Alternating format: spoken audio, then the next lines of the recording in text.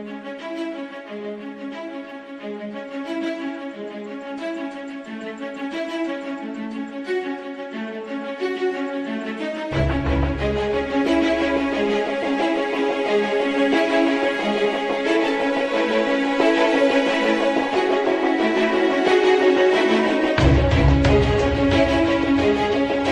mengucapkan selamat kepada para peserta yang dinyatakan lulus terpilih, kemudian yang belum terpilih tentunya akan disampaikan dalam sambutan Bapak Kapolda tadi, ini untuk menjadi pembelajaran dari para peserta untuk mempersiapkan diri lagi di tahun depan agar lebih baik lagi.